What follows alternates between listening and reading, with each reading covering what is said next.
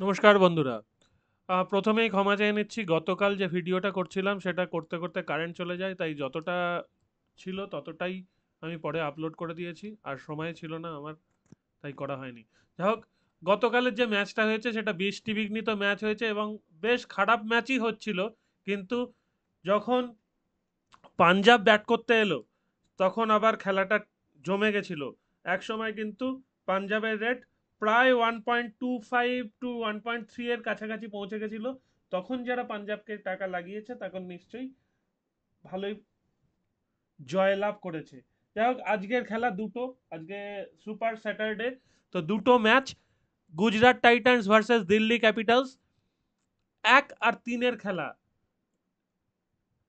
দেখুন, খেলা হবে আমেদাবাদে এবং ডিসি আর পিবিকে দুজনেই 10 পয়েন্টে পৌঁছে গেছে।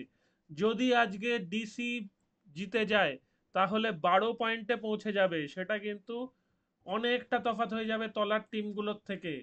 তলার টিম মানে বিশেষ করে এসআরএইচ, আর এবং সিএসকে, এই তিনজন হচ্ছে তলায় পড়ে আছে।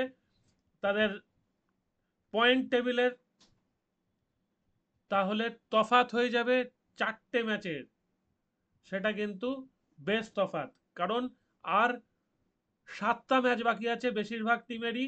আজকে শুধু জিটি আর ডিসির ম্যাচ হবে 7 নম্বর।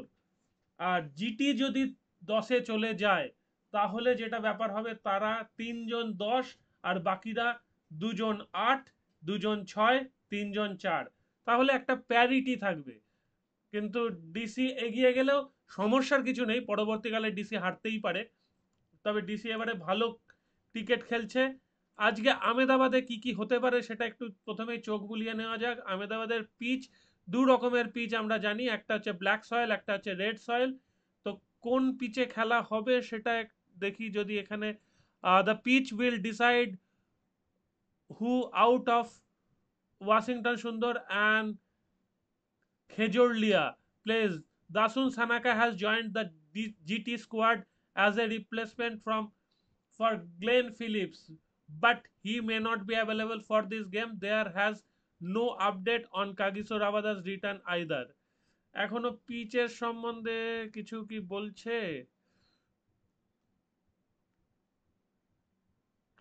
The red soil pitch offers good pace and bounce. The black soil pitch is slow and helps the spinners. It needs to be seen what GT choose. It's a day game and forecast is excessive heat. The temperature during the match expected to be around 38. যদি black soil pitch পায় তাহলে কিন্তু black soil pitch পেলে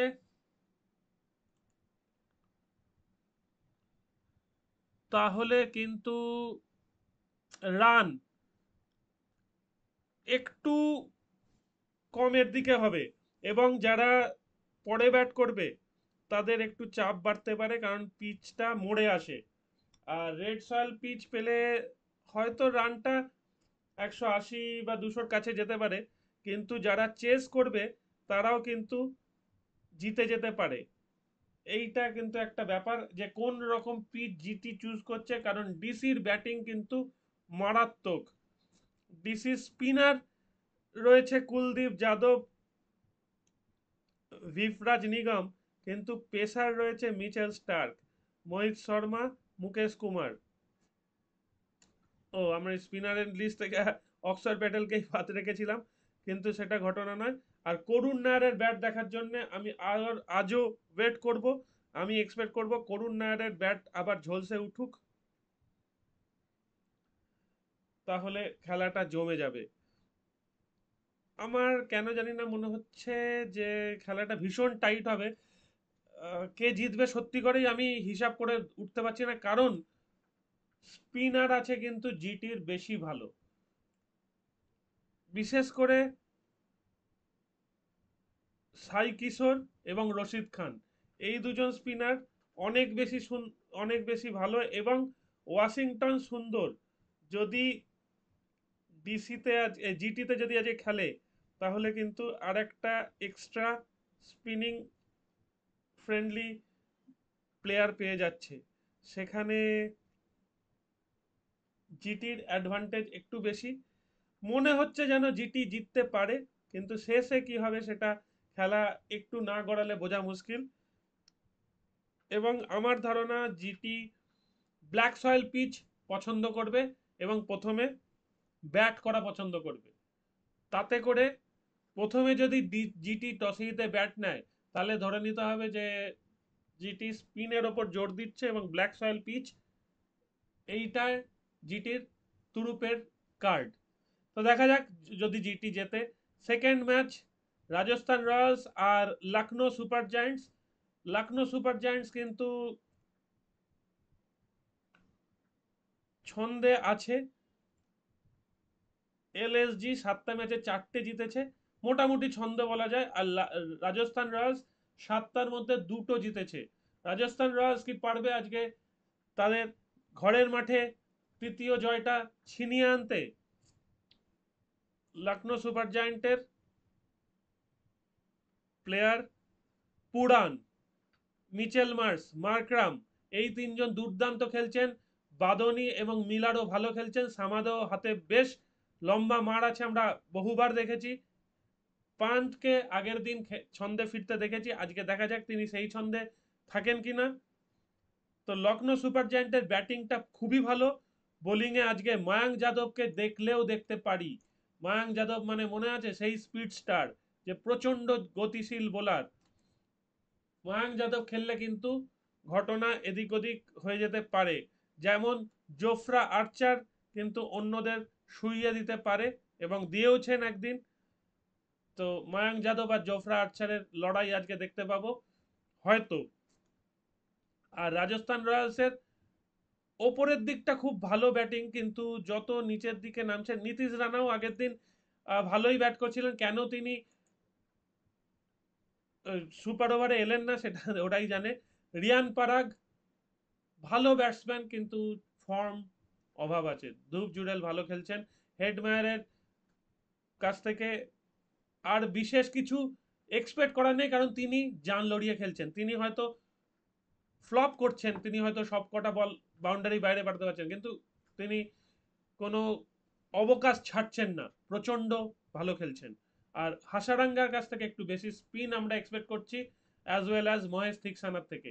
এই দুজন bowler যদি জ্বলে ওঠে, তাহলে কিন্তু রাজস্থান রয়্যালস অনেক সহজে জয়লাভ করবে। তো দেখা যাক। এটা সন্ধ্যার ম্যাচ। পিচ রিপোর্ট কি দিয়েছে? না, pitch report, pitch, there has only there been only one game so far this season in Jaipur, a day game where RR went down by 9 wickets against Royal Challengers Bengaluru.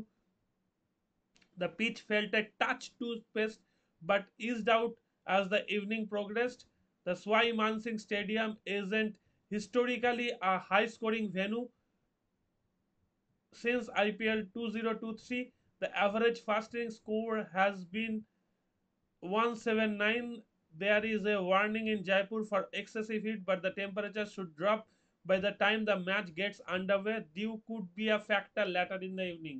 তাহলে যারা টসে জিতবে তারা প্রথমে fielding করার চেষ্টা করবে, কারণ সেকেন্ড ইনিংসে প্রচন্ড ডিউ পড়তে পারে এবং প্রচন্ড ডিউ পড়লে যারা ব্যাট করবে তাদের খুব সুবিধা হতে পারে। তো দেখা যাক, এইরকম আমাদের স্পেকুলেশন। রাজস্থান রয়্যালস একটা জয়ের ছন্দে ফিরলেও ফিরতে পারে,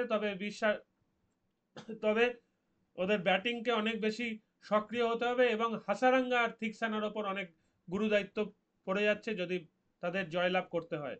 এই বলেই আজকে আমি ভিডিও শেষ করছি।